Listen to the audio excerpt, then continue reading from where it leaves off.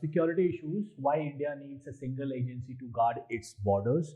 Now, if you remember that so many times we come across border skirmishes with China and then with Pakistan on the other side, we already know about two terms with respect to border management. One is LOC, another one is LAC. So one is called line of actual control, that is with China, and that is another one is line of control, LOC. So these two terms are there, and so we fairly remember these things. But we also know that in order to manage LOC and LAC, generally we hear that army is the one at forefront. So army takes care of the LOC and LAC most of the time, like in normal situations, unless there are some other orders. So army LOC or LAC pe rehta hai.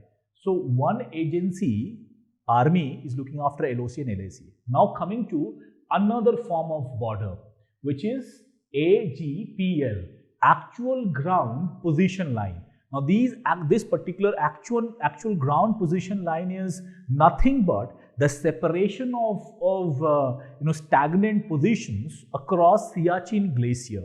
So Operation Meghdoot, if you remember, that Operation Meghdoot happened in the year 1984, wherein Indian Army occupied Siachen Heights, and since then over the past like 37 odd years, we have controlled this particular height. So that separation line, that stretch of 110 kilometers over Siachen Glacier is called AGPL, and this is the line dividing Siachen Glacier.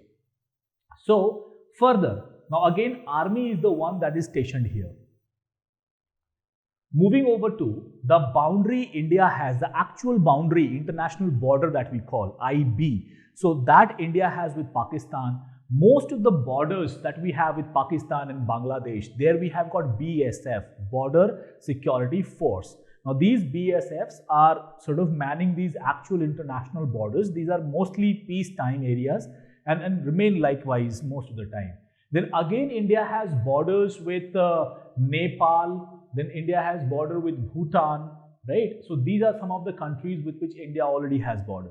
Now with Bhutan and Nepal, India has got a different form of agency looking after this. It's called Sashastra Seema Bal. Now this SSB, they are looking after the border that India has with Nepal and Bhutan. Now for all practical purposes, we know that with Nepal and Bhutan, India has got cordial, friendly relations, and hence the borders are also open, and the exchange of people, good, business, idea, migrant labor, job, this happens quite frequently, right? The movement is quite reciprocal and is largely without any any hindrance. So SSB is taking care of the situation at border with Nepal and Bhutan.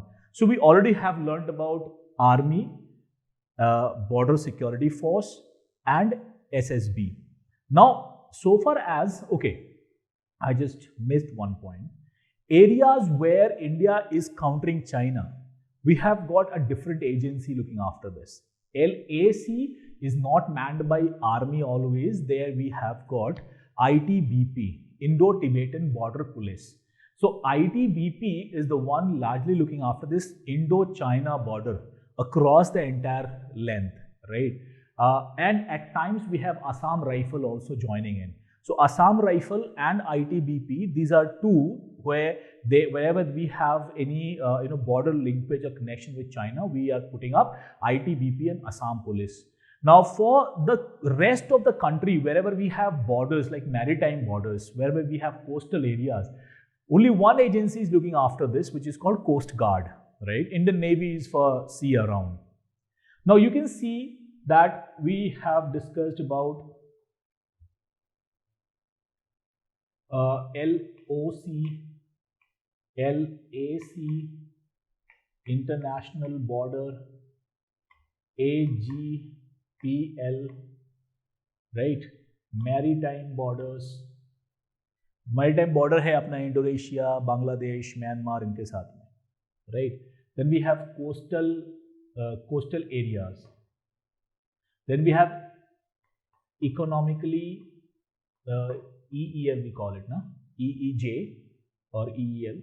So we have these many different kinds of 1 2 3 4 5 6 7, so 7 तो हमारे पास इधर ही आ गया. So we have got these, and then Sashastra Seema Bal as well.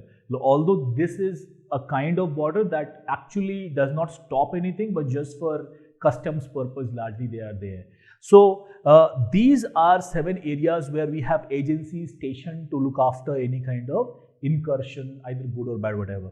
So the point is that in sabke liye, we all know that there is an agency that is aligned for looking after these things. So what happens in this case? What if so many other different EEZ, exclusive economic zones, are there? So India will also have to look after this EEZ as well, right? So this makes India's task more complex than most other countries. What happens? Multiple agencies. So it basically, other than army, we have Central Armed Police Force, CAPF, then paramilitary forces sharing the responsibility. Okay, so it is talking about kahan par kya kya hai. Complexity is accentuated by the fact that other than army, we have got these other different agencies as well. While the army is deployed along LAC and AGPL, we have border security force that is looking after IB, that is international border with Bangladesh, Pakistan. Indo-Tibetan border force is looking after, border police is looking after LAC. Then Sashastra Seema Bal is guarding Nepal and Bhutan. So guys, in a nutshell, this is it. Assam Rifle is also looking after this Myanmar as well. Coast Guard is for maritime borders. Review chahiye, yes, there is a requirement. There is lack of current policy on training, planning, conduct of guarding operations. Overall coordination is also impacted because our adversary on western border often creates problems. So usme bhi hum log, we have IB pe BSF, then we have army, right? So Chinese incursion, LAC. So these are some of the scenarios why we require an agency that can coordinate at apex level. Subscribe to our YouTube channel and press the bell icon on the YouTube app and never miss another update from Civils Daily.